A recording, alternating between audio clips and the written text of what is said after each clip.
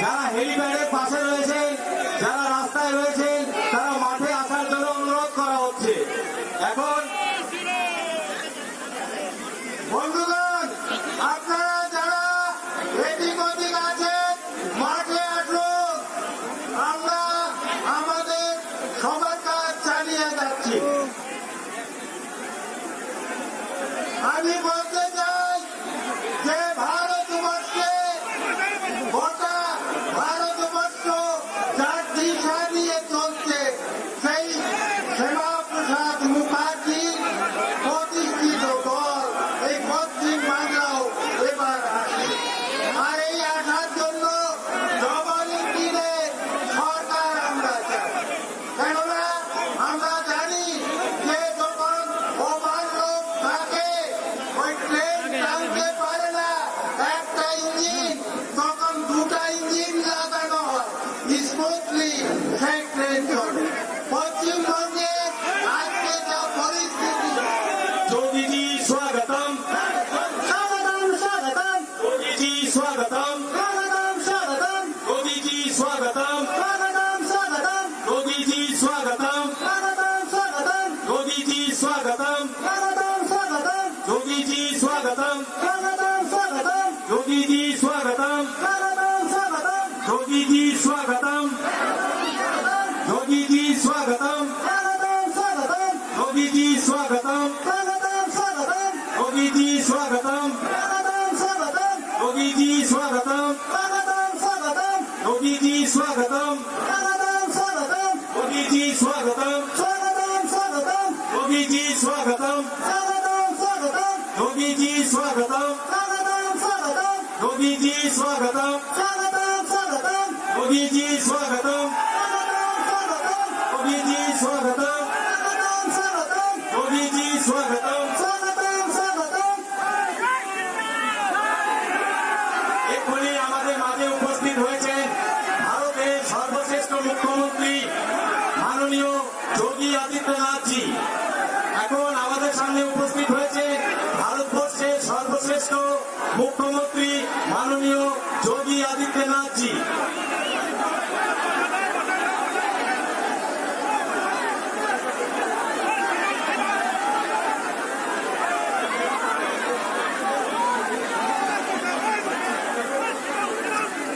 এখন আপনাদের সামনে মূল্যবান কিছু বক্তব্য রাখার জন্য আমাদের মাল বিধানসভা প্রার্থী মাননীয় মহেশ বাগে মহাশয়কে অনুরোধ করছি মঞ্চে। ভারত মাতা কে, ভারত माता के, भारत माता के। बहुत बहुत धन्यवाद आप सबों को।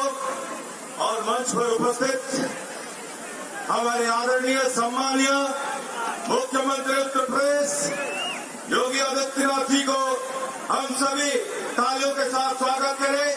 एक जोरदार ताली हो जाए।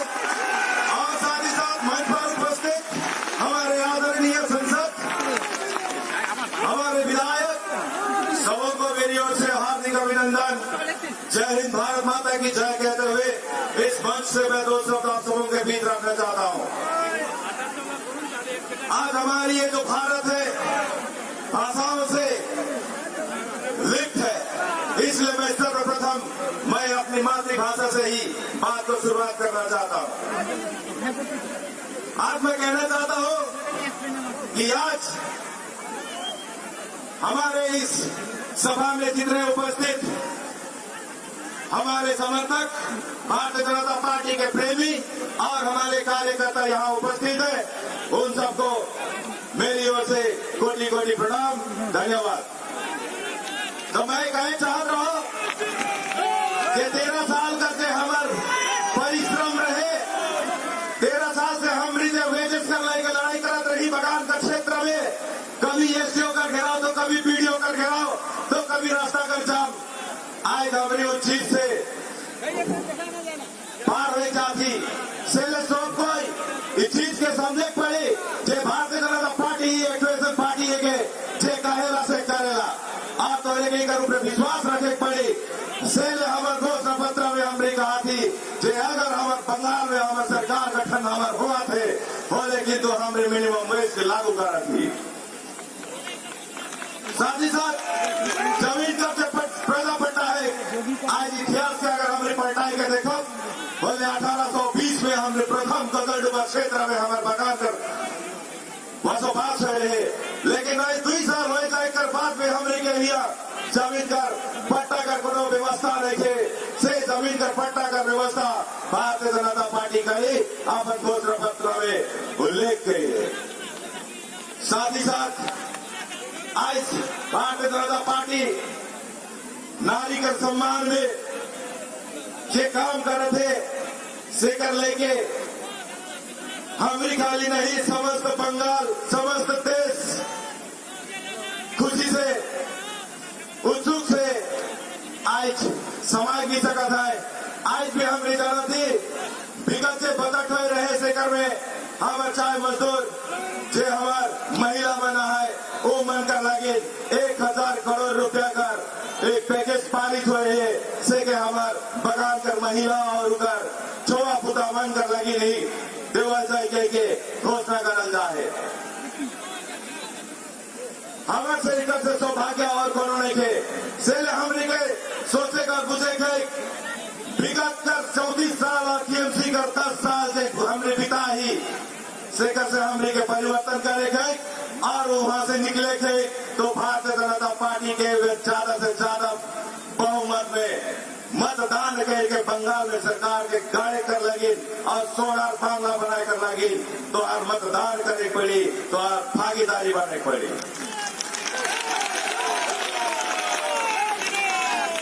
दीदी भाई रा बोले खेला हो गई, दीदी भाई रा बोले खेला हो गए, भारतीय जनता पार्टी थे गए हमरा बोले विकास हो गए, दीदी भाई रा बोले खेला हो गए, हमरा बोली जेल फ्रीज हो गए, दीदी भाई रा बोले खेला हो गए, हमरा बोली कॉलेज हो गए, दीदी भाई रा बोले खेला हो गए, हमरा बोली हॉस्पिटल हो गए। तो दोस्तों इसीलिए हम आप सभी से निवेदन करना चाहते हैं, हमारी जो सरकार है विकास की सरकार है, हम विकास करना चाहते हैं। आज अगर इतिहास को हम देखें तो आज सर्वप्रथम भारतीय जनता पार्टी ही है, ऐसी पार्टी है जिसने आज हमारे भारत को परिवर्तन कर छोड़ दिया है और इससे भी बेहतर परिवर्तन करने के लिए आप सभी से हम सबों का निवेदन है कि आप सभी 17 अप्रैल को अपनी मतदान सही जगह कमल फूल छाप में ही लगाकर बंगाल में बांग्ला सोनार बांग्ला बनाने के लिए हम सबों को आशीर्वाद करें ताकि हम यहाँ सोनार का बांग्ला बनाए। आप सभी ने शायद पढ़े होंगे, हमने घर घर अपनी पर्ची पहुंचाई है, हम सबों ने पर्ची के माध्यम से लोगों तक हमारी जो योजनाएं हैं उनको पहुंचाने का काम किया है। आप इनसे शायद वाकिफ होंगे, लेकिन फिर भी आज एक अध्यापक होने के नाते हमारी सरकार ने जो लड़की बच्चों के लिए 2 लाख का जो प्रावधान 18 साल में किया है, मैं इस चीज को कहना चाहूंगा, यहाँ पैसा बड़ी बात नहीं है, बात यहाँ शिक्षा की है। हमारी सरकार हमारे नरेंद्र मोदी जी ने जो हमारे बच्चों के लिए 18 साल तक पढ़ने पर 2 लाख देने की जो घोषणा की है, मैं इस पर थोड़ी सी बात रखना चाहूंगा। मैं कहना चाहूंगा कि आज इस 2 लाख के ऊपर से भी ज्यादा हमारा शिक्षा है। आज हमारा समाज अशिक्षित है, इसे शिक्षित बनाना होगा। इसके लिए हमें बच्चों को प्रोत्साहन करने के लिए हमारे नरेंद्र मोदी जी ने आज ये 2 लाख का जो बच्चों को देने की बात कही है, ये सर्वश्रेष्ठ है, क्योंकि आज बच्चों के मन में एक उत्साह जगेगी कि मुझे पढ़ना है। आज हम बगान के क्षेत्रों में देखते हैं कि लोग 15 से 16 साल में विवाह हो जा रहे हैं। साथ ही साथ उनकी आर्थिक स्थिति ऐसी है कि कम उम्र में ही बगान में पत्ती तोड़ने के लिए चली जाती है और अपनी पढ़ाई पूरी नहीं कर पाती। इसलिए मैं कहना चाहता हूँ उन माता पिताओं को कि अब कम से कम एक मन बनाकर रखे कि मेरी बच्ची को वो 2 लाख रुपया पाना है तो मुझे पढ़ाना है, और बच्चियों को ये सोचकर पढ़ना है कि मुझे कम से कम वो 2 लाख हासिल करना है, तो और भी बेहतर होगा। इससे हमारे बच्चे पढ़ेंगे, समाज में उन्नति होगी, और अगर समाज शिक्षित होगी तो हमें फिर किसी की जरूरत नहीं पड़ेगी, हम अपने पैर में खुद खड़े होंगे। इसीलिए आज समय की कमी होने के कारण मैं अपना वक्तव्य यहाँ शेष करता हूँ। सभी एक बार जोरदार बोलेंगे, भारत माता की, भारत माता की, भारत माता की, जय श्री राम। बहुत बहुत धन्यवाद दोस्तों।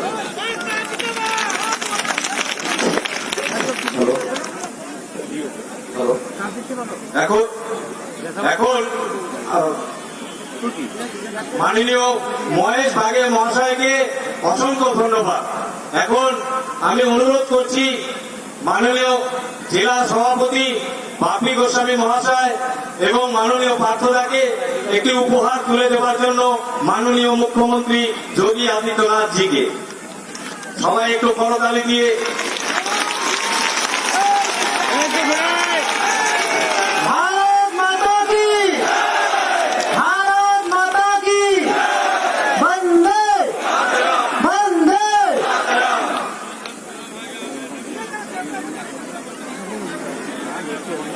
এখন আপনাদের সামনে ভারতবর্ষের শ্রেষ্ঠ মুখ্যমন্ত্রী মাননীয় শ্রী আদিত্য জি আপনাদের সামনে বক্তব্য রাখবেন।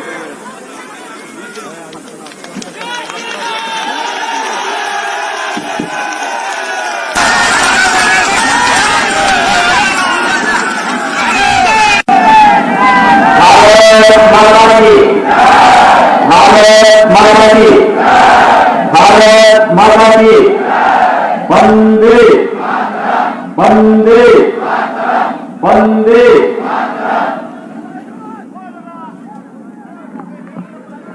আমি বাংলার পবিত্র মাটিকে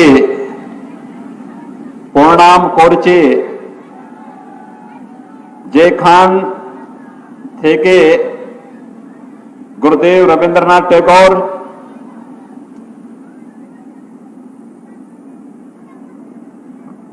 रामकृष्ण परमहंस,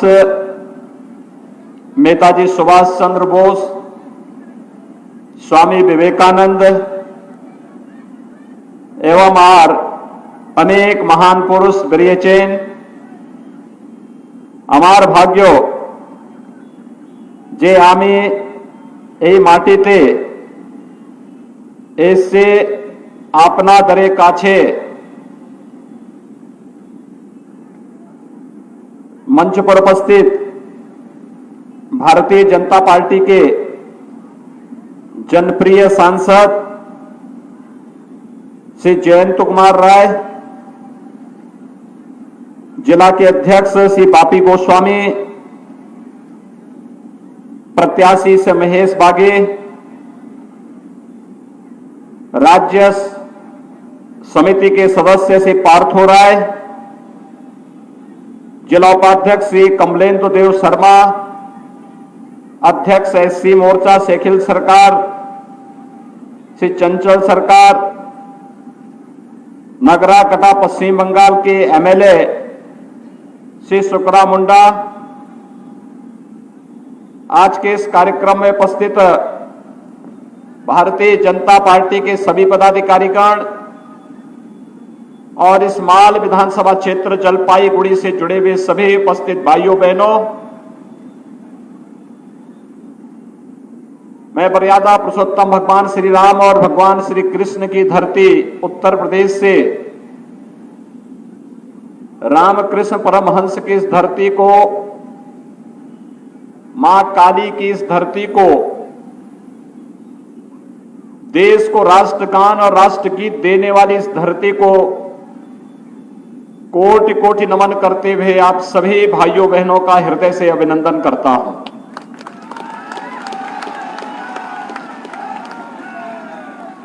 मेरे लिए यहां आना और भी आनंददायक है, क्योंकि यहां पर बड़ी संख्या में चाय बागान के श्रमिकों के साथ साथ गोरखा समुदाय से जुड़े हुए लोगों की भी एक बड़ी तादाद आज यहां पर एकत्र हुई है। इनका संबंध गोरखपुर से, भगवान गोरक्षनाथ जी की पवित्र भूमि से है और इसलिए आज मुझे आप सबके बीच में आकर के आनंद की अनुभूति हो रही है कि आपके बीच में आकर के मैं भारतीय जनता पार्टी के पक्ष में अपील भी करूं और आपके उज्जवल भविष्य के बारे में एक विस्तृत कार्य योजना भी आपके सामने प्रस्तुत करूं। भाइयों बहनों, पश्चिमी बंगाल का यह चुनाव हमारे लिए केवल सत्ता परिवर्तन का माध्यम नहीं है। बंगाल का यह चुनाव हमारे लिए बंगाल के प्रत्येक नागरिक के जीवन में खुशहाली पैदा करने के साथ साथ एक सोनार बांग्ला के सपने को साकार करने का भी एक अवसर है और इसमें बंगाल के हर तबके के लोगों की भूमिका महत्वपूर्ण है और इसीलिए मुझे भी आपके बीच में आना पड़ रहा है।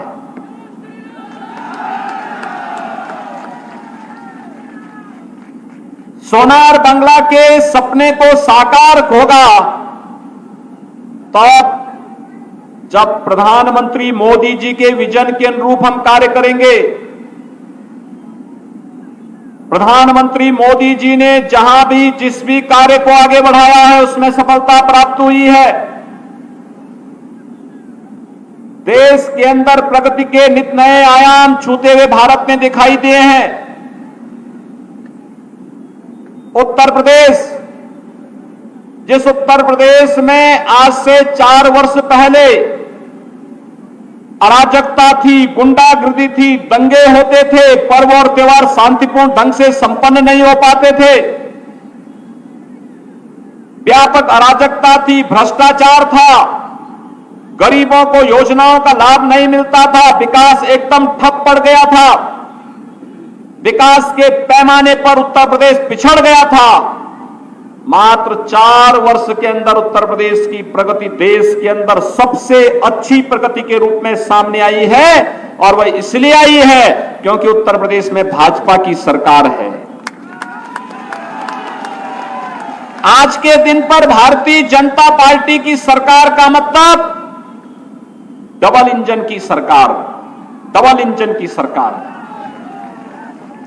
भाइयों बहनों, डबल इंजन की सरकार किस रूप में कार्य करती है?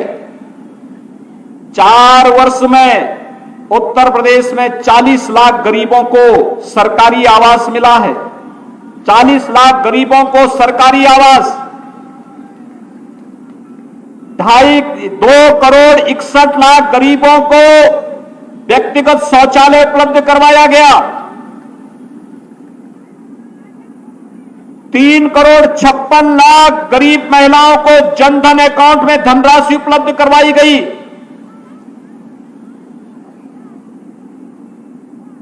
1 करोड़ 38 लाख गरीब परिवारों को निःशुल्क विद्युत के कनेक्शन उपलब्ध करवाए गए।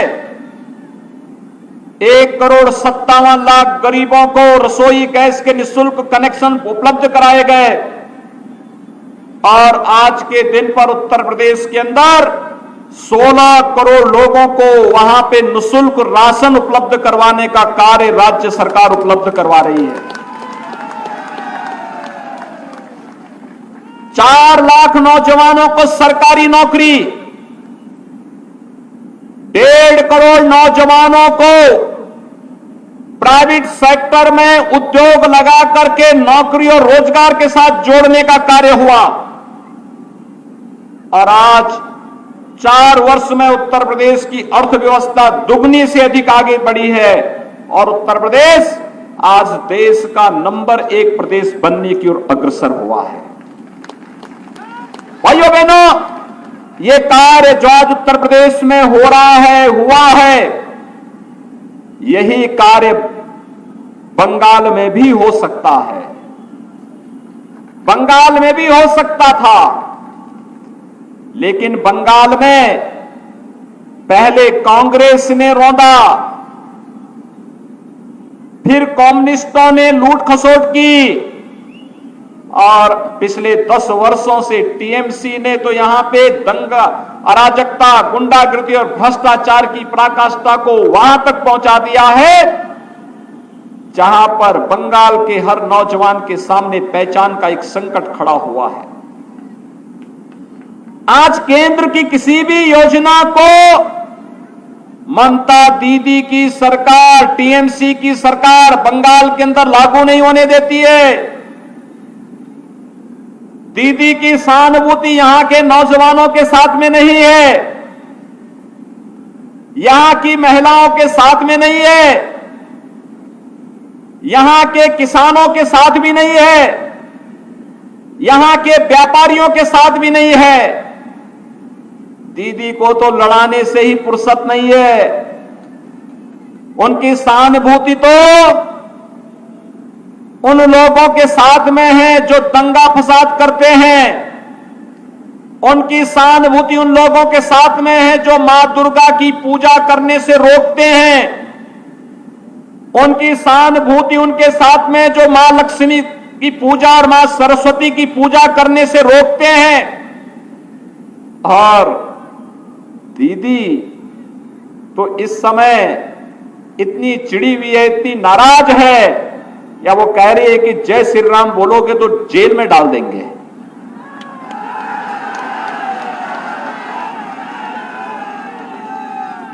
अरे चिड़ भाजपा से हो सकती है, हमसे हो सकती है, राम से क्यों? राम तो हम सबके आराध्य हैं, भारत के जन जन की आस्था के केंद्र हैं।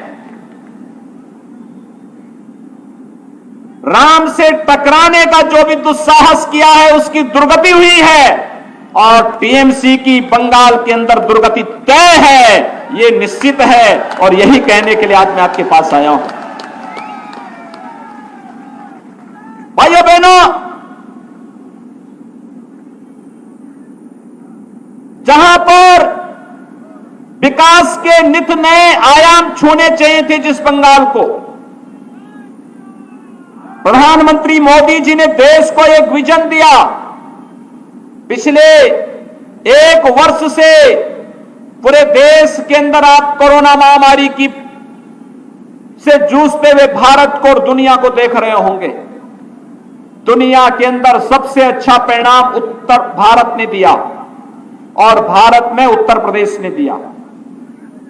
भाइयों बहनों, कोरोना प्रबंधन का एक कार्य प्रधानमंत्री मोदी जी के नेतृत्व में कितना बेहतर हुआ।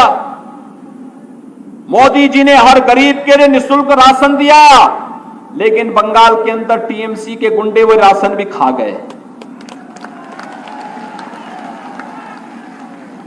हर गरीब के लिए, हर मजदूर के लिए, रोजगार के लिए उन्होंने पैसा दिया, टीएमसी के गुंडों ने वह पैसा भी हड़प लिया। आत्मनिर्भर भारत के अंदर परंपरागत उद्यम को बढ़ाने के लिए प्रोत्साहन राशि दी, वह राशि भी टीएमसी के लोगों ने हड़प लिया। आप चिंता मत करिए, ये जो टीएमसी आज आपके अधिकार को हड़पने का प्रयास कर रही है, एक एक पाई 2 मई के बाद एक एक पैसा निकाला जाएगा और फिर बंगाल के विकास में लगाया जाएगा। ये पैसा लेकर के कोई अपने साथ नहीं जाने वाला है। ये पैसा जैसे वे लोग ले गए हैं वैसे ही निकाला जाएगा, और वैसे ही फिर से बंगाल के नौजवानों के रोजगार के लिए, मजदूरों के रोजगार के लिए लगाया जाएगा। भाइयों बहनों, प्रधानमंत्री किसान सम्मान निधि एक बेहतर माध्यम हो सकता था बंगाल के अंदर। प्रधानमंत्री किसान सम्मान निधि के माध्यम से हर किसान को 6,000 रुपए सालाना भारत सरकार दे रही है। बंगाल के अंदर दीदी नहीं देने देती है। उत्तर प्रदेश के अंदर 2,42,00,000 किसान हर वर्ष इस योजना का लाभ प्राप्त कर रहे हैं। बंगाल के अंदर दीदी इसका लाभ नहीं लेने देती है। कारण साफ है, उनकी सहानुभूति किसानों के प्रति नहीं है, उनकी सहानुभूति तो किसानों का शोषण करने वाले लोगों के साथ में है, किसानों का अपमान करने वाले लोगों के साथ में है। मुझे आश्चर्य होता है, चाय बागान के में कार्य करने वाले जो लोग हैं, इन कार्मिकों को अन्य जगहों पर 350 रुपए प्रतिदिन का मानदेय मिलता है, लेकिन बंगाल में यह मात्र 200 भी नहीं मिल पाता है। आश्चर्य होता है, चाय बागान में कार्य करने वाले लोगों को आज तक जमीन का पट्टा नहीं दिया गया है, जबकि ये पट्टा वर्षों पहले मिल जाना चाहिए था। हम यही पूछना चाहते हैं, ममता दीदी से यही पूछना चाहते हैं, अपना गुस्सा प्रधानमंत्री मोदी जी पे मत उतारिए, अपना गुस्सा भाजपा पे मत उतारिए। अपना गुस्सा उतारना था इन 10 वर्षों में भ्रष्टाचार पर उतारती, टीएमसी की गुंडागर्दी पर उतारती, लूट खसोट करने वाले लोगों पर उतारती, तो बंगाल का हित भी होता, टीएमसी का हित भी होता, लोग आपको सम्मान देते, लेकिन आपने इधर ध्यान नहीं दिया। आज इसका परिणाम है, बंगाल की जनता अब टीएमसी से मुक्ति चाहती है, पूरी तरह मुक्ति चाहती है। भाइयों बहनों, आखिर टीएमसी ने 10 वर्षों में चाय बागान के किसानों को, चाय बागान के कार्मिकों को उनका हक क्यों नहीं दिया? हम लोग देख रहे थे, यहां पर वर्षों से गोरखा समुदाय के लोग राजनीतिक सम्मान चाहते थे। उनके साथ संवाद बना करके, एक संवाद के माध्यम से राजनीतिक समाधान के किसी निष्कर्ष पर हम पहुंचे, शांति बहाली हो, विकास की मुख्य धारा में प्रत्येक नागरिक को जोड़ा जाए, इसके बारे में जो उपाय होने चाहिए थे, कभी भी न कम्युनिस्टों ने रुचि ली, न कांग्रेस ने रुचि ली, और टीएमसी ने भी इसमें कोई रुचि नहीं दिखाई।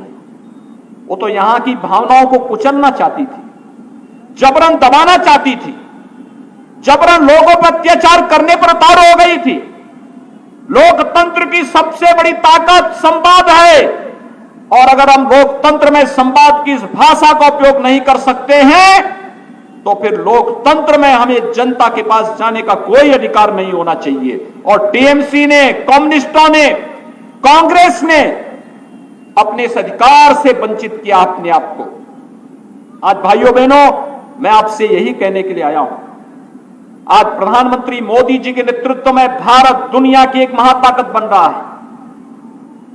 आज भारत के अंदर कोई भी कार्यक्रम चलता है, दुनिया के लिए एक मॉडल बनता है।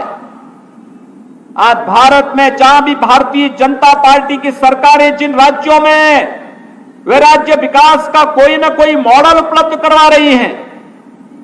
आज प्रधानमंत्री मोदी जी के नेतृत्व में भारत दुनिया के अंदर एक महाताकत के रूप में उभर रहा है। उस महाताकत के रूप में जहां पर हर नागरिक को जीवन की मुख्य धारा के साथ जोड़ करके उनके जीवन में खुशहाली लाना, समृद्धि का मार्ग प्रशस्त कर देना, इस अभियान के साथ जब जुड़ने की कार्रवाई हो रही हो, तो मैं बंगाल के आप सभी नौजवानों के साथ, चाय बागान से जुड़े हुए समुदायों के साथ, गोरखा समुदाय के साथ, बंगाल के प्रत्येक नागरिक के साथ मैं यही संवाद स्थापित करने के लिए आया हूं, हम भी विकास से पिछड़ने न पाए, इसके लिए प्रधानमंत्री मोदी जी के विजन के अनुरूप कार्य किए जाने की आवश्यकता है। याद रखना, भाजपा जो कहती है सो करके दिखाती भी है। आपने देखा होगा, भारतीय जनता पार्टी ने कश्मीर के अंदर कहा था कि कश्मीर में धारा 370 को हटाएंगे, जम्मू कश्मीर के अंदर विकास की प्रक्रिया को तेजी के साथ आगे बढ़ाएंगे। अगर जम्मू कश्मीर के नौजवान को बंगाल के अंदर जमीन और मकान खरीदने का अधिकार है, तो बंगाल के नौजवान को और दार्जिलिंग के नौजवान को भी अधिकार देंगे कि जम्मू कश्मीर के अंदर जमीन और मकान खरीद ले, कोई उसको रोक नहीं सकता है। आज प्रधानमंत्री मोदी जी ने और गृह मंत्री अमित शाह जी ने अधिकार आपको उपलब्ध कराया है। भाइयों बहनों, कांग्रेस ने आपको इस अधिकार से वंचित किया था, लेकिन प्रधानमंत्री मोदी जी आपको यह अधिकार दे रहे हैं। उन्होंने अधिकार दे दिया है। आर्टिकल 370 जो कश्मीर के अंदर आतंकवाद की जड़ थी, उसे पूरी तरह समाप्त कर दिया है। आज बंगाल विकास की प्रक्रिया के साथ तेजी के साथ आगे बढ़ रहा है। आज विकास मजबूती के साथ आगे बढ़ता हुआ बंगाल के अंदर भी दिखाई दे, यह आज की आवश्यकता है। और कश्मीर जैसे विकास के पथ पर अग्रसर हुआ है, वह इसलिए क्योंकि जो वहां के विकास की सबसे बड़ी अड़चन थी, आर्टिकल 370, आज वो पूरी तरह समाप्त हुआ है। मैं लोकसभा चुनाव में बंगाल आया था, तब बंगाल के अंदर एक नारा गूंजता था। यहां के नौजवान, यहां का पत्रकार मुझसे एक बात पूछता था कि योगी जी, आप उत्तर प्रदेश के मुख्यमंत्री हैं, ये तो बताइए कि उत्तर प्रदेश के अंदर जब सत्ता नहीं थी तब आप लोग कहते थे कि रामलला हम आएंगे, मंदिर वहीं बनाएंगे। अब तो ये तो बताइए कि क्या तारीख भी बताएंगे। भाइयों बहनों, मुझे आप सबको बताते हुए प्रसन्नता है, 5 अगस्त 2020 को प्रधानमंत्री मोदी जी के नेतृत्व में, प्रधानमंत्री मोदी जी के कर कमलों से, संतों के सानिध्य में अयोध्या में भगवान राम के भव्य मंदिर के निर्माण का कार्य प्रारंभ हो चुका है। भव्य मंदिर के निर्माण का कार्य प्रारंभ हो गया है। भाजपा ने जो कहा सो करके दिखा दिया है। हम विकास भी ला रहे हैं, आस्था का सम्मान भी कर रहे हैं। हर गांव का, हर गरीब का, हर किसान का, हर नौजवान का, हर महिलाओं के जीवन में सुरक्षा, समृद्धि और खुशहाली लाने का काम भी कर रहे हैं। विकास भी होगा और वो विकास किस रूप में? गरीब को राशन की सुविधा, गरीब को मकान की सुविधा, गरीब को शुद्ध पेयजल की सुविधा, गरीब को विद्युत की सुविधा, गरीब को रसोई गैस की सुविधा, हर गरीब को 5 लाख रुपए का स्वास्थ्य बीमा का कवर, हर नौजवान को नौकरी और रोजगार की गारंटी, हर किसान के खेत में पानी उपलब्ध करवाने और हर किसान को उसकी लागत का दुगना दाम देने का कार्य भारतीय जनता पार्टी की सरकार कर रही है। तो वहीं विकास के बड़े बड़े प्रोजेक्ट को भी भारतीय जनता पार्टी आगे बढ़ाने का कार्य कर रही है। कहीं हाईवे, कहीं रेलवे, कहीं एयरपोर्ट, कहीं एम्स, कहीं आईआईटी, कहीं आईआईएम, कहीं मेडिकल कॉलेज, कहीं पे डिग्री कॉलेज, कहीं पे इंजीनियरिंग कॉलेज, कहीं पे कोई नया तकनीकी संस्थान, ये सभी कार्य युद्ध स्तर पर चलते हुए दिखाई दे रहे हैं।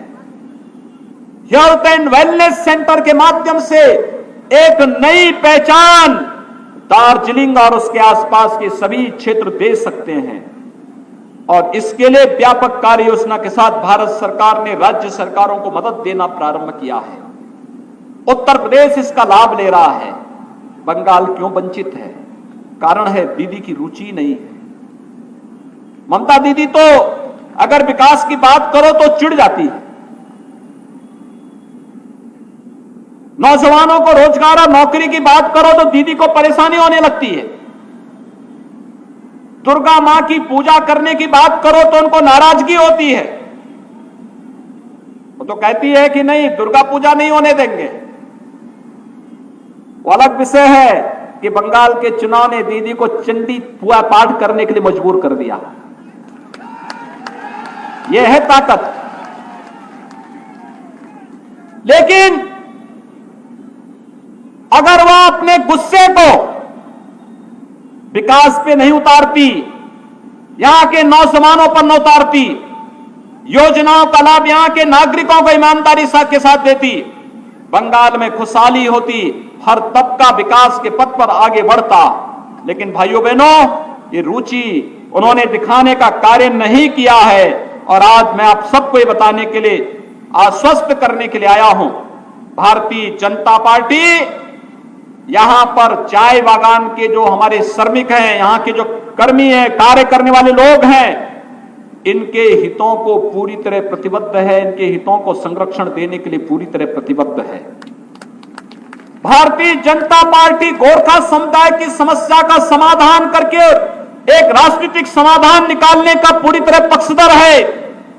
और भारतीय जनता पार्टी सेवक पुल को बनाने के लिए भी पूरी प्रतिबद्ध है। भारतीय जनता पार्टी की केंद्र सरकार इसके लिए पैसा देना चाहती है, लेकिन टीएमसी की ममता दीदी की सरकार पैसा नहीं लेना चाहती है।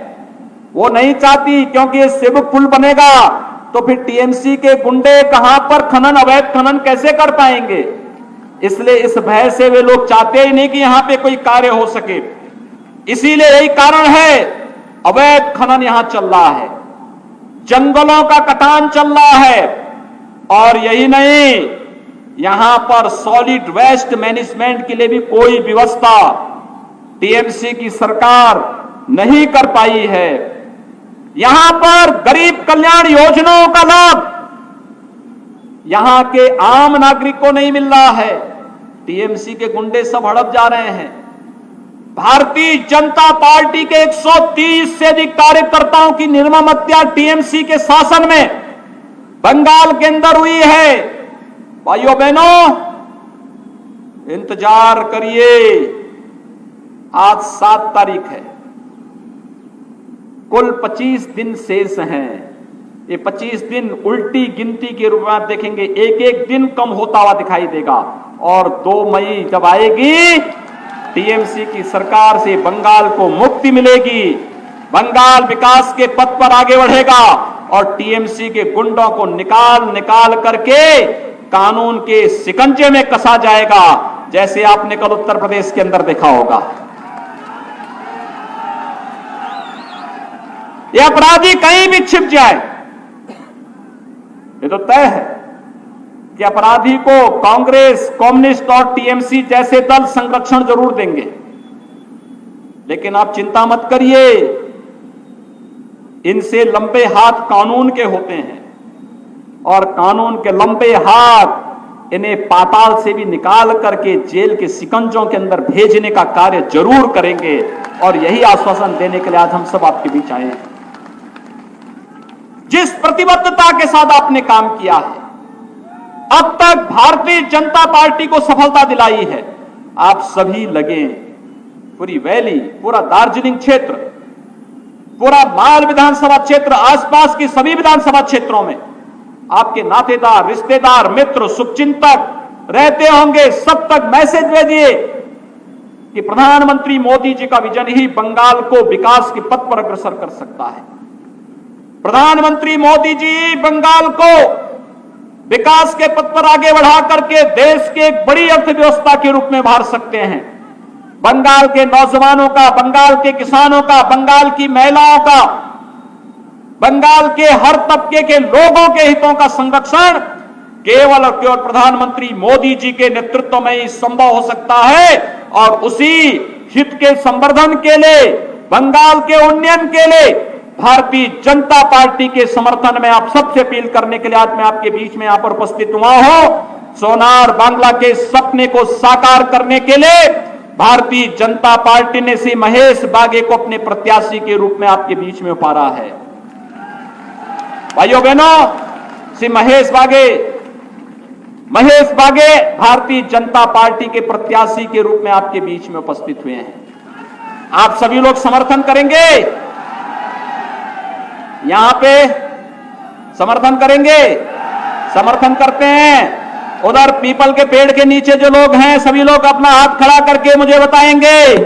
जहां तक मेरी आवाज जा रही है, दोनों हाथ उठा करके आप सभी लोग मेरे साथ बोलेंगे एक साथ, इधर उधर उधर, जहां तक मेरी आवाज जा रही है दोनों हाथ उठा करके आप मेरे साथ बोलेंगे। दोनों हाथ उठाएंगे, जय श्री राम, जय श्री राम, जय श्री राम, जय जय श्री राम। जय जय श्री राम।